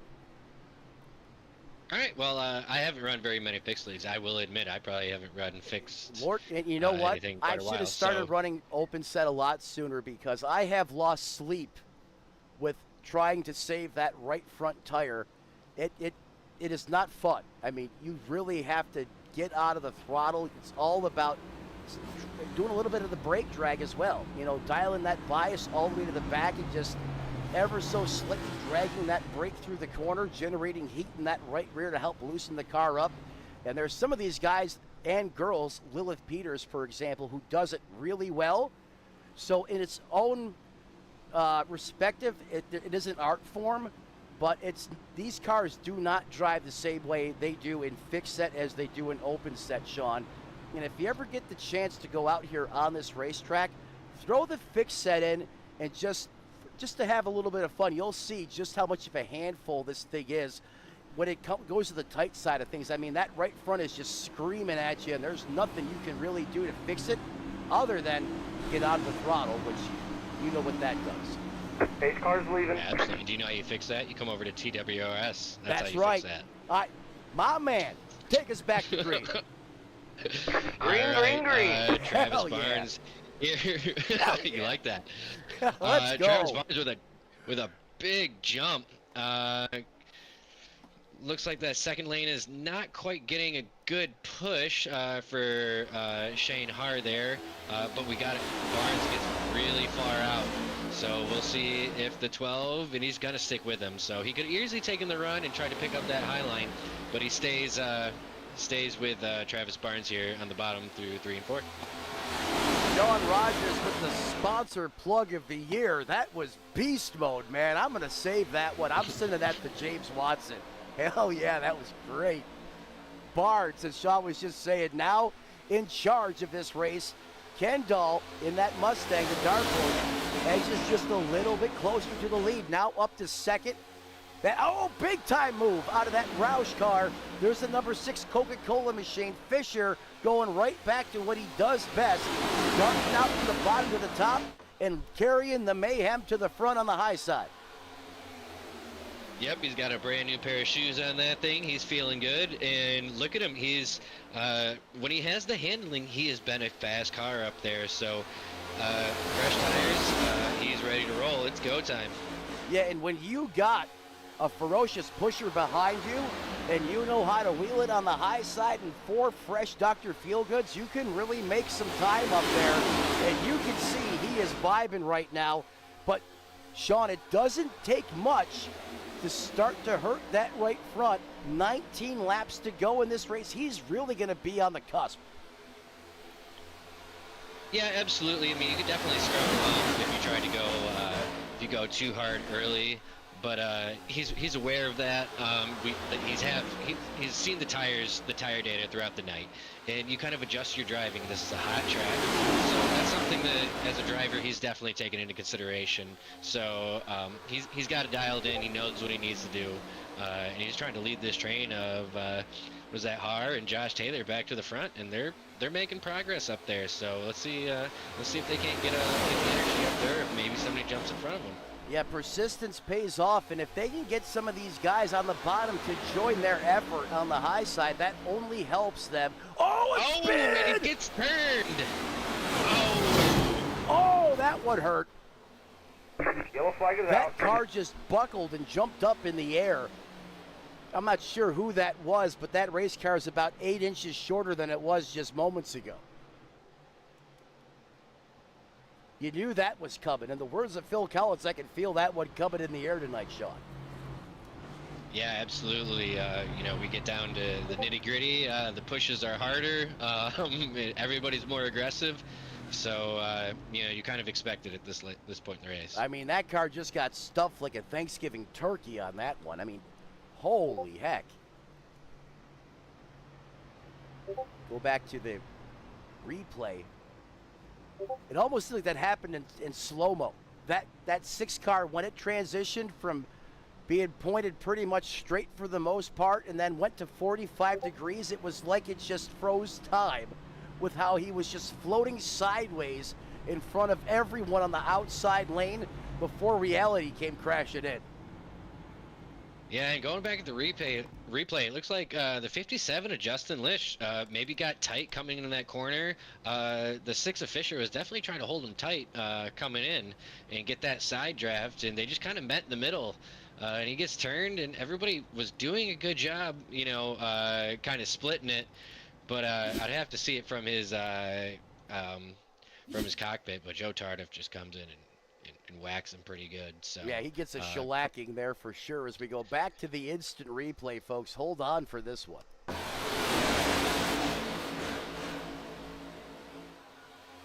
I don't even need to say anything here.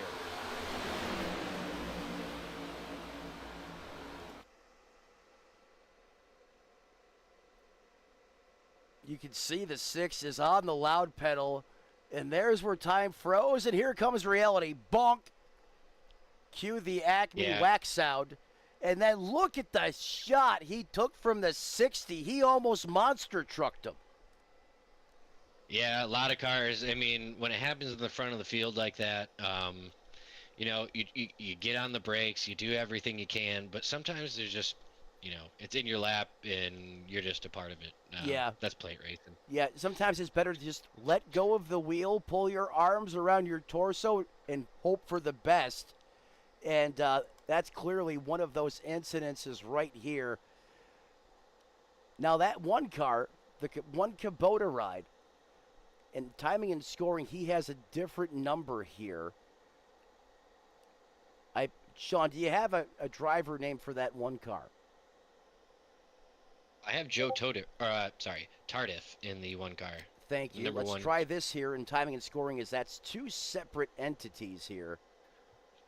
Let's see if that gives us the view we're looking for here.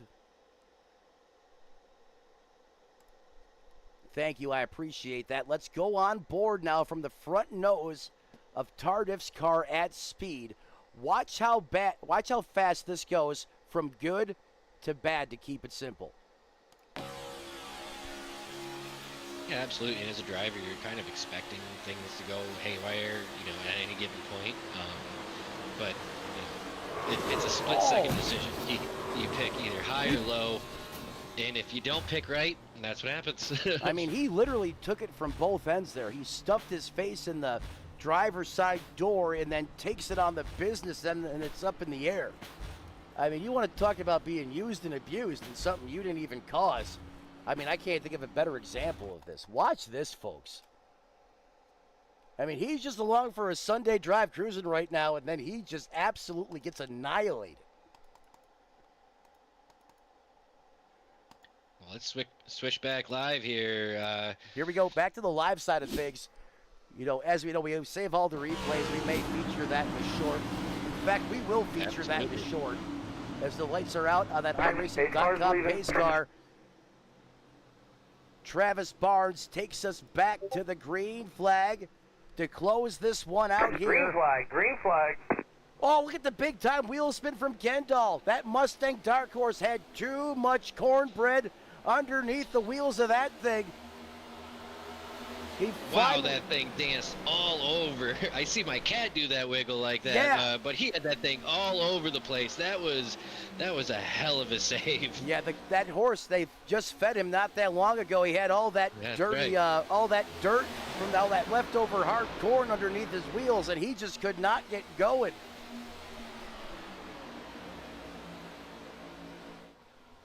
And it looks like we got, what is it, at the front 6, maybe 7 cars clear of no high-line pressure. So yeah. This is interesting. I mean, they're kind of lining out, and everybody's just kind of plotting their move right now. Even if I'm 5th, I'm happy right now. Anything can happen. They're just kind of sitting idly. Because the business doesn't really pick up until the last lap. So if you're anywhere, you know, from 1st to 6th, you're happy right now. In fact, let's send it up to the Big Johnson blimp again, just to widen out the perspective of this field. And like Sean was saying, folks, I mean, everyone right now, single file, you know, inside of the top 10. I mean, the first 2x2 action, I believe that's right around Alex Anderson and Daniel Helms and James Hadaway. Is Hadaway now going to get some momentum? He gets a dance partner, a couple of them now on the high side. This charge is going to come back from just outside of the top 10. Oh, we have another car to the fence. He stays up in the racetrack, though. The green flag is going to stay out. Everyone is clear of the incident. We stay green. Wow. I want to say that was the 41 of Morgan Lilly that got I don't know what happened, but he did get stuff from the fence pretty good there. Yeah, he's going to want to call Morgan and Morgan after that one.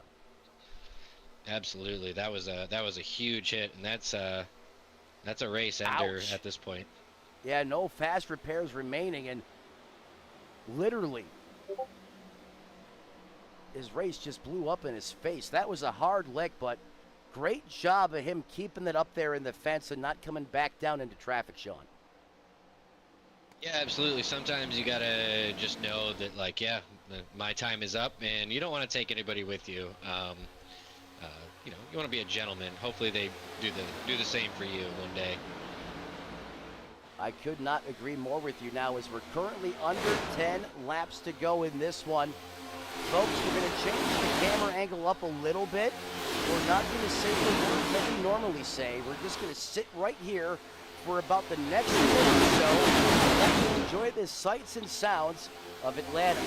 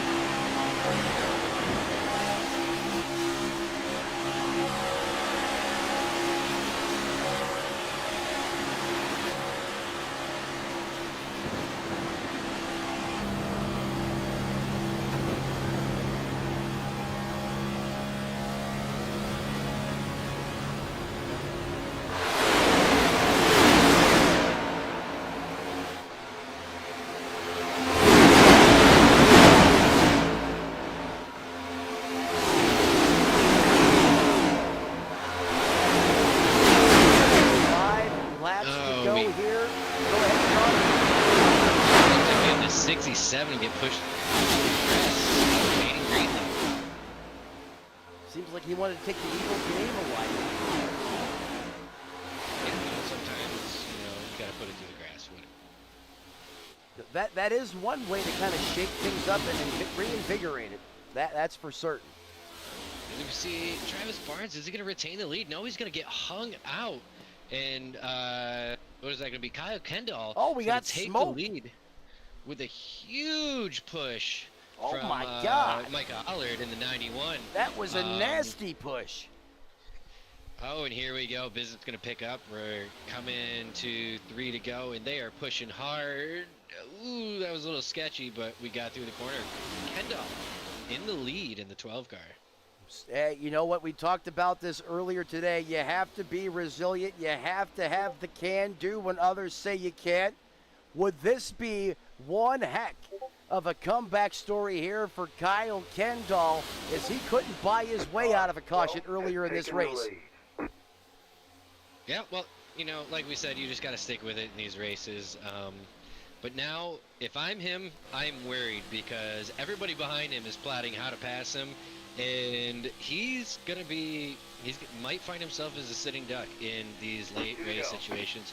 You almost don't want to be first. So we'll see how it works out. Let's see if he can manage it. 2 laps to go. Popsicle sticks in the air, Sean. What you do in this position as a driver, do not beat yourself. Oh, another header is served. Oh, my. And the caution is going to come out, and that's exactly what Kyle Kendall was having nightmares about.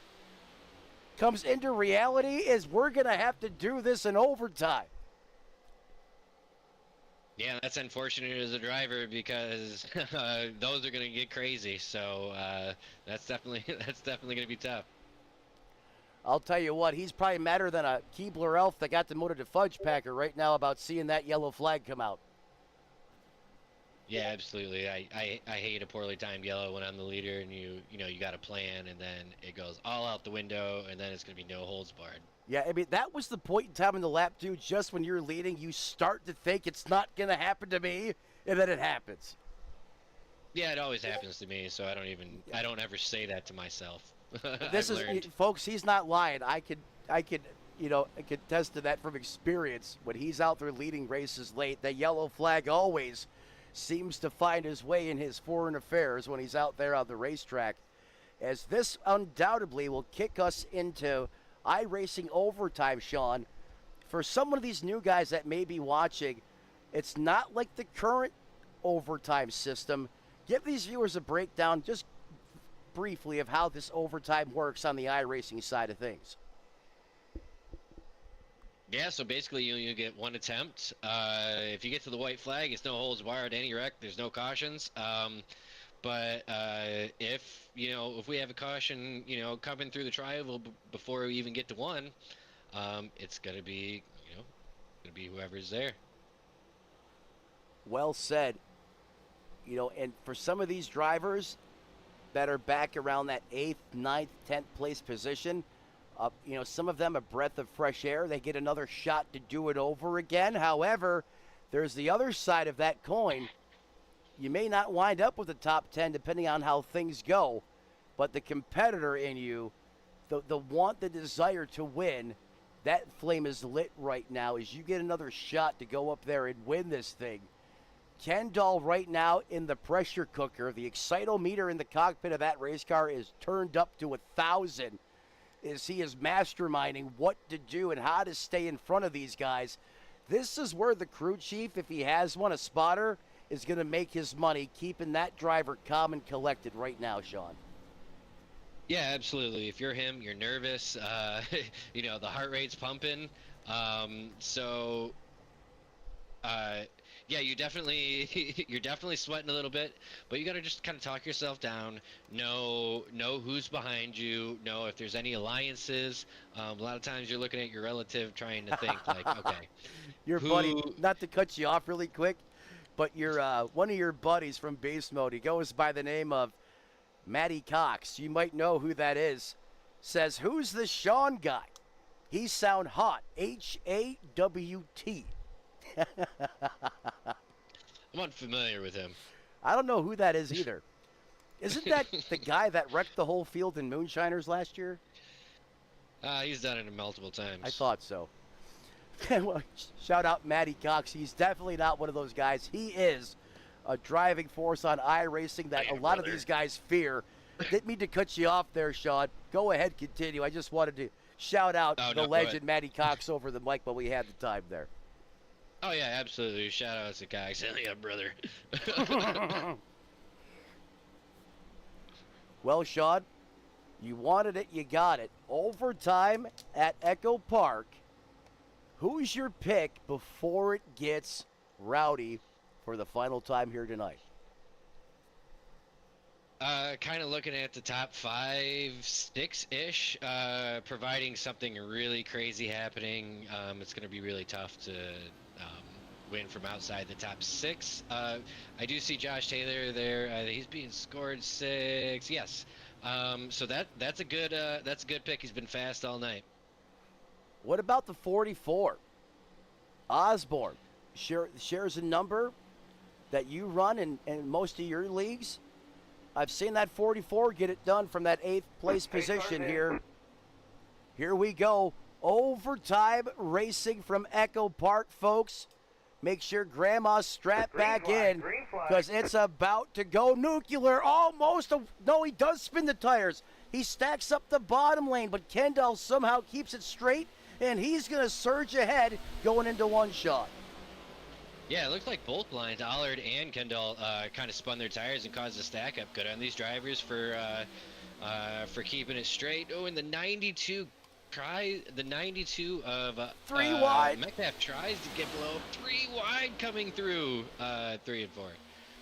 On board with Kendall, it's all glory out front, but it is a hornet's nest in the back, and they're dying again as the yellow flag comes out. Are you kidding me? No, we're clean. We're going to the finish. Kendall maintains the lead. Gary Turner, Cooper Metcalf, Mike Allard in the top 4 as we get spreading out here. I thought the yellow flag came out before we got the 1 to go, but the officials say keep it lean, mean, and green as the Pennzoil car goes drift mode. However, Kendall is going to adapt and overcome and win a thriller in EchoPark as they are dying behind him. Kyle Kendall somehow pulls a masterminded Houdini act on this 1.5-mile oval racetrack and puts the dark horse in victory lane. I can't believe it. Yeah, and what a performance by Kyle Kendall, sticking with it all day, and then I mean, just on that last green white checker, maintaining the lead, that is hard to do here. So good on him. That was a hell of a drive.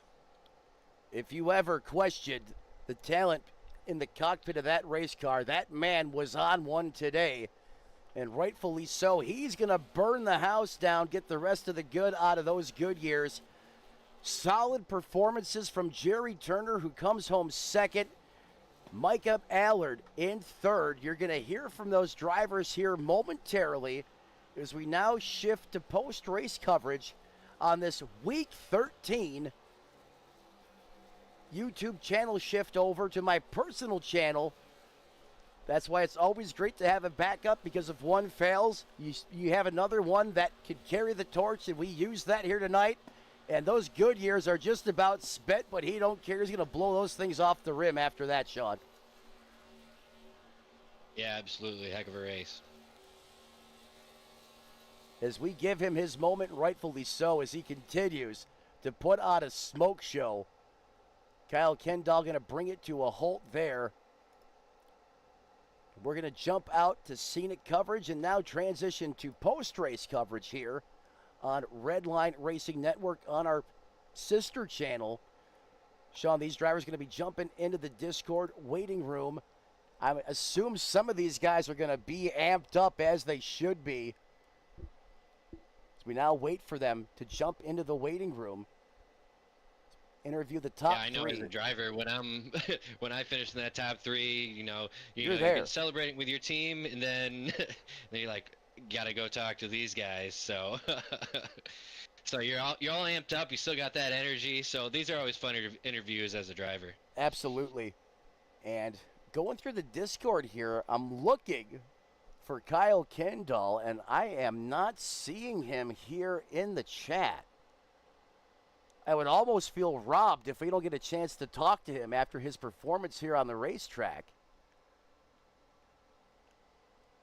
As if anyone's watching this broadcast, if you can tell him to please join one of the voice chats in their Discord, we would love an opportunity to speak with him. Oh, this is going to just absolutely cripple me if we can't speak to this guy. It doesn't look like he's going to be available for comment. So, as horrible as that is, some of these guys, they just don't like being interviewed, and I respect that, and that's fine.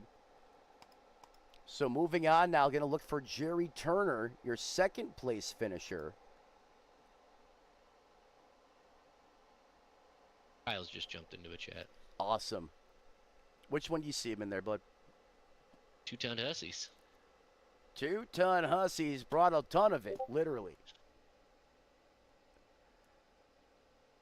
There he is. Let's bring him up here to the booth. Wait a minute. I don't have drag and drop permissions. Uh-oh.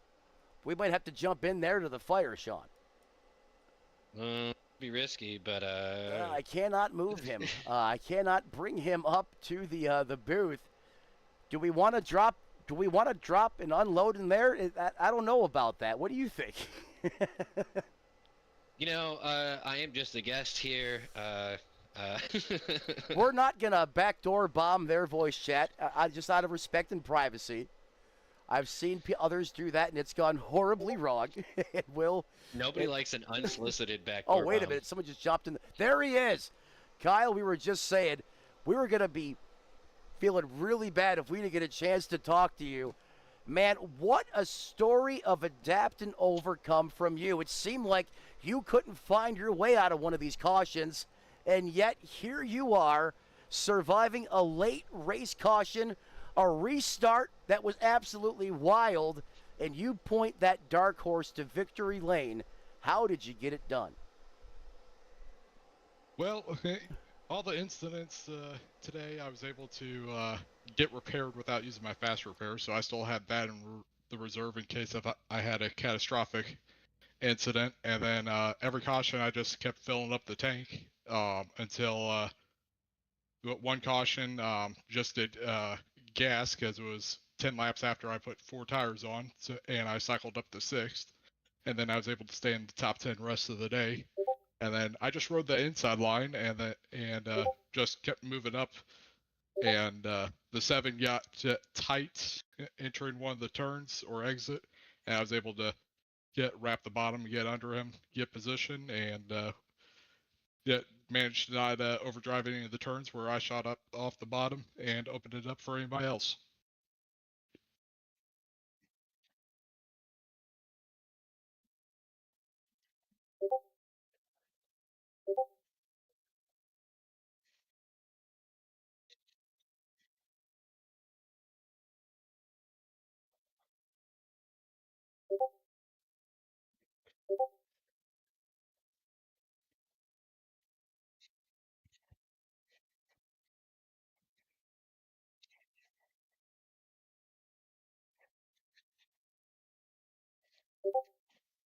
Yeah, it seemed like if you were going all out about 20 laps and you started paying the price depending on how you were driving the car, either wearing out the rears more or the fronts more.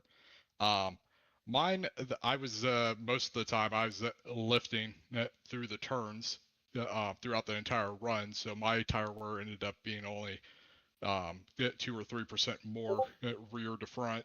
So it was the balance wise, I kept it balanced pretty well.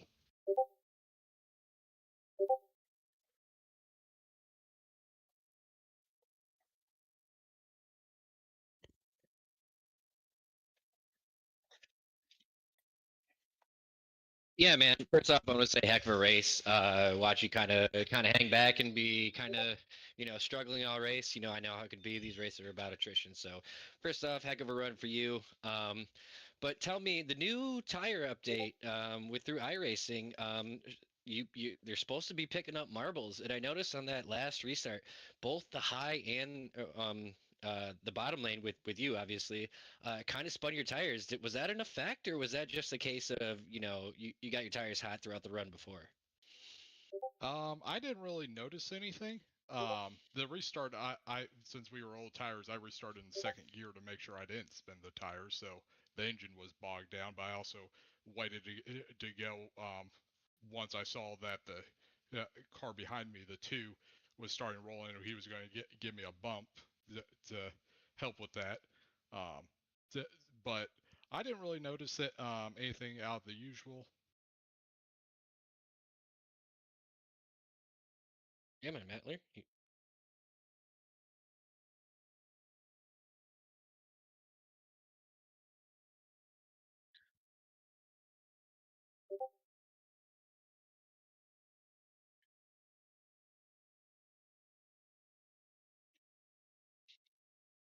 I just like to thank Tyler for putting this league together. It's fun to race in at Mondays and Tuesdays. Yeah, outside of that, I don't really have any sponsors or anything. I'm just mostly here for fun.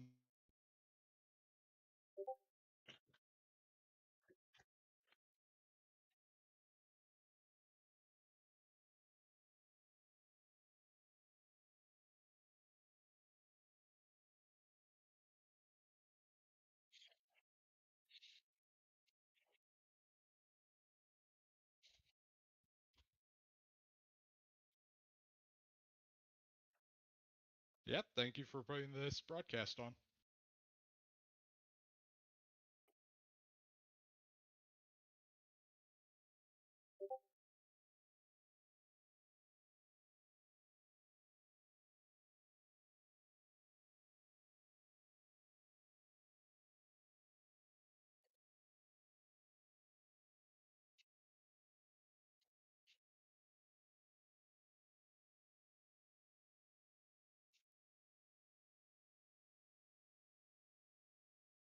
Yeah, man, absolutely. I have a good time here up in the booth with you. I'm still kind of figuring out the league. I'm starting to learn names and numbers, so that'll come with time. So, yeah, I enjoy coming up in here and doing it.